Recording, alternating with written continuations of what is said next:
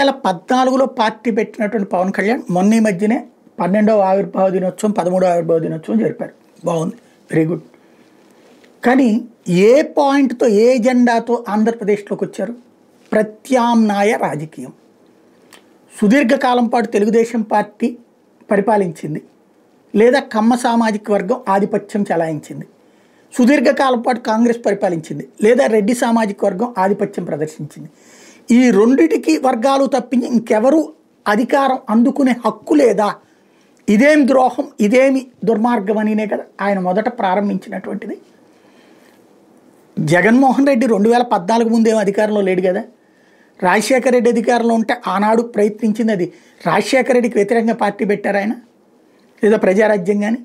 Alternative politics అనినే కదా చిరంజీవి కూడా పెట్టింది. కాపులకి రాజ్యాధికారం అనినే కదా పెట్టింది.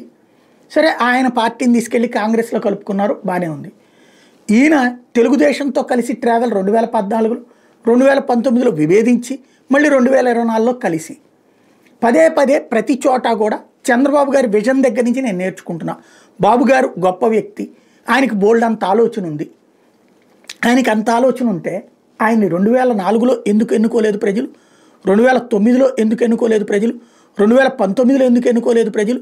ఆయన గెలిచినటువంటిది 1999లో బీజేపీతో పొత్తుతో, 2014లో బీజేపీ జనసేన పొత్తుతో, 2024లో బీజేపీ జనసేన పొత్తుతో.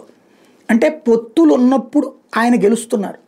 ఆల్టర్నేటివ్గా ఆయన భావించలేదు. వెంటనే సాధారణంగా రాజశేఖర రెడ్డి పొత్తు పెట్టుకోలేదంటారు. ఎస్, మొట్టమొదటి కాంగ్రెస్ పార్టీ ఆధ్వర్యంలో 2004లో పొత్తు పెట్టుకున్నారు. 2009లో ఏ పొత్తు పెట్టుకోవాలా? అప్పుడు పొత్తు పెట్టుకుంది చంద్రబాబు గారు, అదే కమ్యూనిస్టులతో, అదే టీఆర్ఎస్తో. అయినా రాజశేఖర రెడ్డి గెలిచాడు. అలాగే ఏ పొత్తు లేకుండా జగన్మోహన్ రెడ్డి గెలిచాడు. ఇప్పుడు కూడా పొత్తు లేకపోవడం వలన ఓడిపోయారా అంటే పొత్తు వలన వీళ్ళు గెలిచారు. ఇది ఇక్కడ పాయింట్. ఇక్కడ అంటే ప్రత్యామ్నాయ రాజకీయం కావాలన్న ఆకాంక్ష ఆంధ్ర ప్రజల్లో ఉంది. 1988లో బీజేపీని నమ్మారు, 1998లో. అలాగే మళ్ళీ 1999 తర్వాత 2009లో, అంటే 1999లో మళ్ళీ బీజేపీ వెళ్ళిపోయి తెలుగుదేశంతో కలిసి పోటీ చేసేసి దాంతో ఆల్టర్నేటివ్ పోయింది. దాంతోనే బీజేపీని వాళ్ళు పక్కన పెట్టేశారు. 2004కి వచ్చేటప్పటికి 2009లో మళ్ళీ ఆల్టర్నేటివ్ అని చెప్పి చిరంజీవిని నమ్మారు. మళ్ళీ మొన్న నమ్మినటువంటి పరిస్థితి.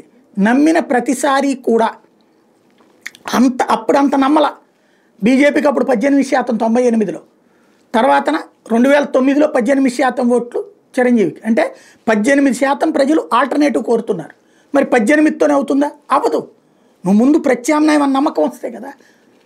6% వచ్చినటువంటి సందర్భంలో ప్రత్యామ్నాయం అని ఎందుకు నమ్మలేదు మిగతా 12% మంది అంతకుముందు? అంటే అంతకుముందు 2 సార్లు జరిగినటువంటి పరిస్థితులు చూసి ఇప్పుడు ప్రత్యామ్నాయం తాను కాదని చంద్రబాబు గారే కరెక్ట్ అయినటువంటి నాయకుడు అనుకున్నప్పుడు, ఆయనతోనే కలిసి సాగాలి అనుకున్నప్పుడు, ఇంకప్పుడు ప్రత్యామ్నాయ రాజకీయం ఏంటి?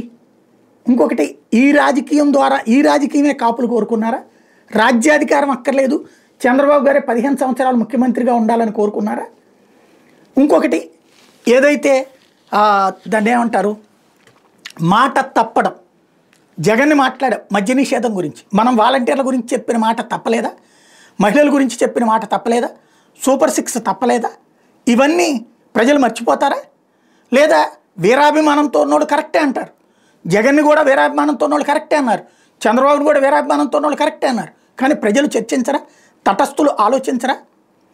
తనదైన వైఖరి ఏంటి అన్నటువంటిది స్పష్టత లేకపోతే జగన్ రాజకీయ కక్ష సాధింపులు చేశాడు. ఇదే కదా పవన్ కళ్యాణ్ పదే పదే మాట్లాడింది. మరి ఇవాళ జరుగుతున్న రాజకీయ కక్ష సాధింపులు ఏంటి?